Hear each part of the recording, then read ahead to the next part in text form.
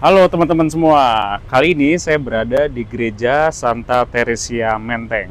Nah, kali ini saya mau ngajak teman-teman untuk melihat proses misa harian yang ada di gereja ini. Kebetulan saya sekaligus mengikuti misa harian jam 6 sore.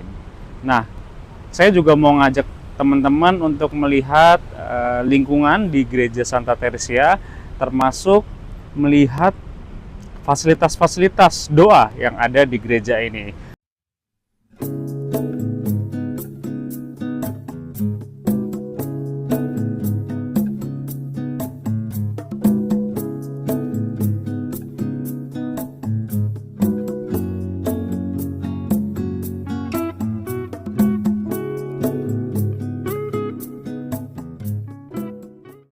Jadi gereja Santa Teresia Menteng ini merupakan salah satu gereja Katolik di Keuskupan Agung Jakarta yang memiliki banyak jadwal misa.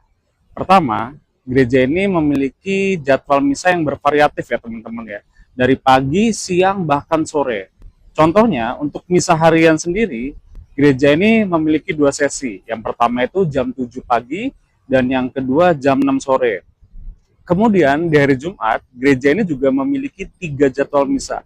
Yang pertama jam 7, jam 12 siang, dan yang terakhir jam 6 sore. Nah, untuk Sabtu sendiri, gereja ini mempunyai 2 jadwal misa, yaitu jam 15.30 sore, dan yang kedua jam 6 sore. Nah, hari Minggu, gereja ini juga memiliki banyak juga jadwal misa. Yang pertama itu ada jam 6 pagi, yang kedua ada jam 8 pagi, yang ketiga ada jam 10 pagi, dan sore itu gereja ini juga memiliki 3 jadwal misa. Yang pertama itu jam 3 sore, itu khusus misa bahasa Inggris. Dan yang kedua jam 5 sore, dan yang terakhir jam 7 malam. Jadi memang gereja Santa Teresa ini mempunyai banyak sekali jadwal misa, dan layak menjadi satu-satunya gereja Katolik yang memiliki jadwal misa paling banyak.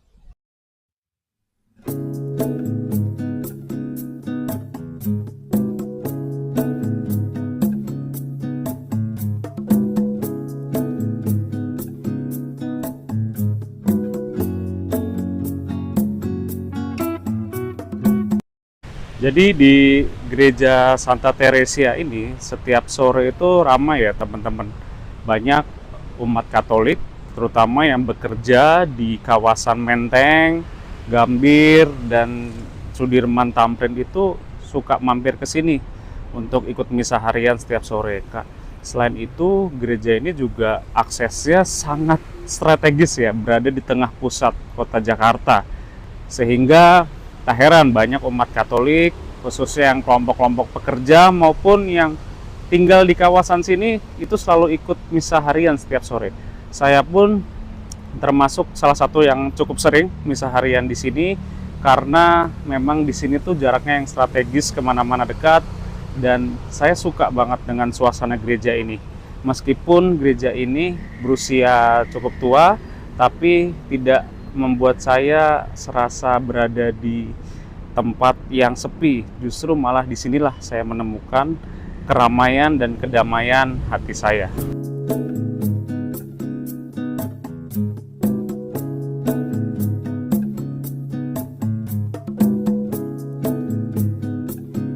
Nah, Gereja Teresia Menteng ini dikelola oleh Serikat Yesuit, dan gereja ini memiliki pastor kepala yaitu Romo Beni Beatus Weti SC. Lalu beliau juga didampingi oleh pastor rekan seperti Romo Yohanes Mariono SJ, dan pastor-pastor tamu lainnya yang kadang suka memimpin misa di gereja ini.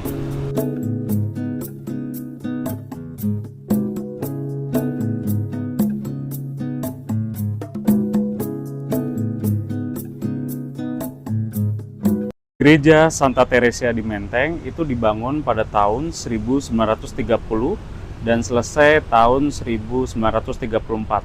Nah, gereja ini merupakan pemekaran dari gereja katedral yang jaraknya sekitar 2 km ya dari sini. Nah, gereja ini dirancang oleh arsitek asal Belanda J. T. H. van Ooyen. Nah, gereja ini ikonik banget khususnya dengan arsitektur tiang tanpa penyangga, jendela kaca patri, dan ditetapkan sebagai cagar budaya oleh pemerintah Provinsi DKI Jakarta.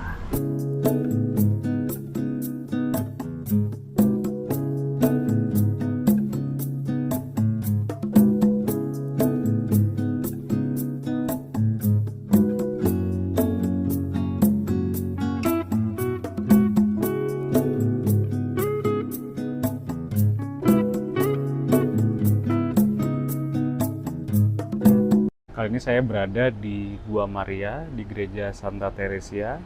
Saat saya memasuki Gua Maria ini, suasananya sangat kontras ya dengan lingkungan yang ada di luar gereja.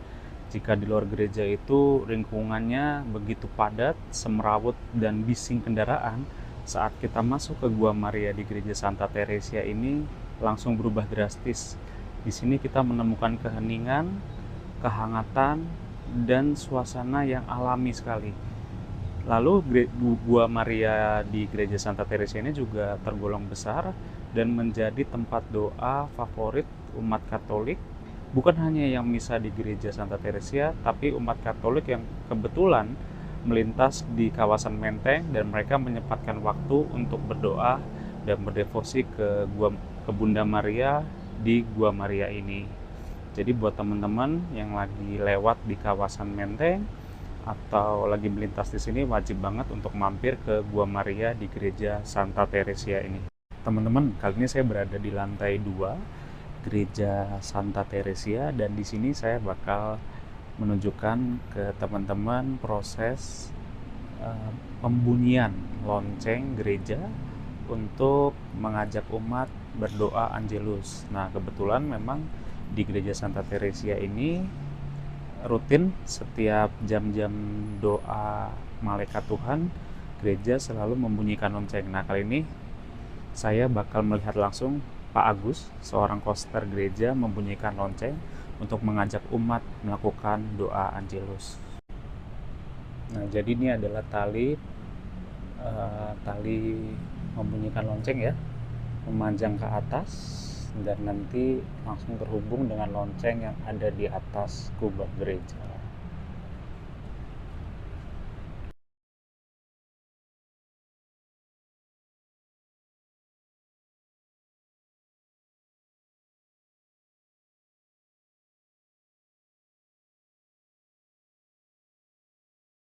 Jadi Pak Agus sendiri sudah 25 tahun ya bertugas sebagai koster di gereja ini, dan beliau rutin hampir setiap hari membunyikan lonceng di Gereja Santa Teresia ini.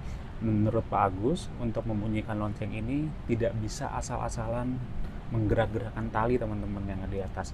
Ada teknik tersendiri dan ada ritual khusus di mana koster yang membunyikan lonceng itu harus melakukan tanda salib terlebih dahulu.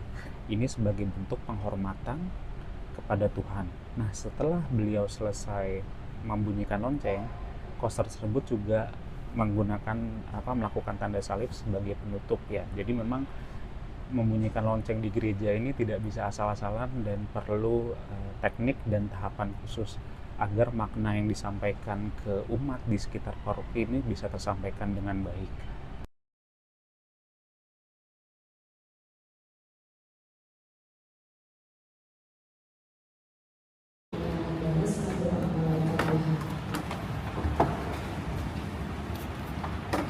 Dalam nama Bapa dan Putra dan Roh Kudus. Maria diberi kabar oleh malaikat Tuhan, terpujilah engkau di antara wanita, dan terpujilah buah dari Yesus.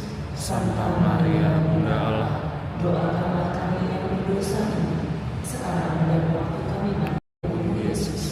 Santa Maria, Bunda Allah, doakanlah kami yang berdosa ini, sekarang dan waktu kami mati.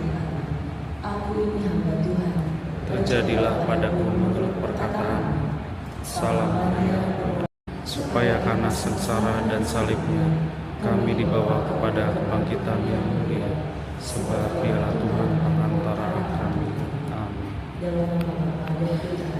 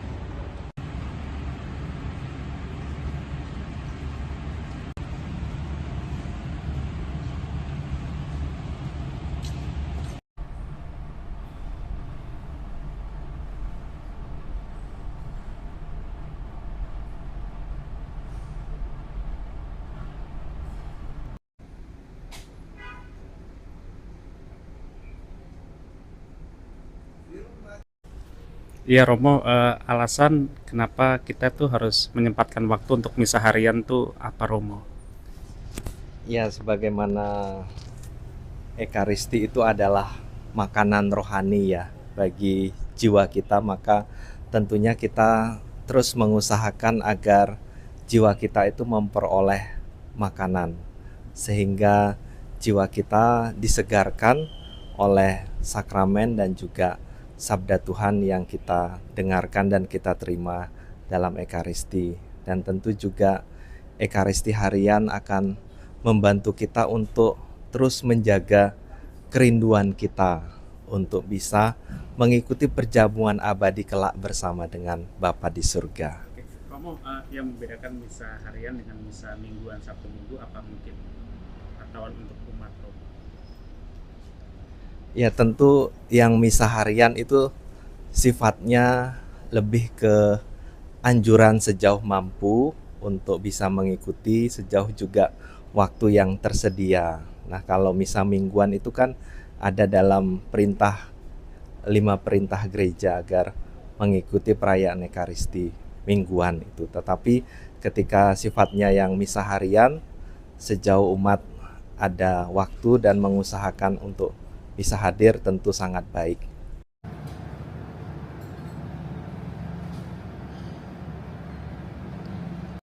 Teman-teman, saya baru saja mengikuti misa harian di Gereja Santa Teresia Menteng. Perasaan saya setelah mengikuti misa harian ini tampak lega. Saya merasa diberkati Tuhan dan saya merasa apa yang saya lakukan pagi hingga malam ini menjadi berkat untuk sesama. Dan dalam misa harian tadi saya juga berdoa agar hidup saya bisa menjadi lebih bermanfaat untuk orang lain dan bisa menjadi inspirasi buat orang lain. Jadi memang setelah misa harian itu kita mendapatkan makanan rohani yang sungguh luar biasa.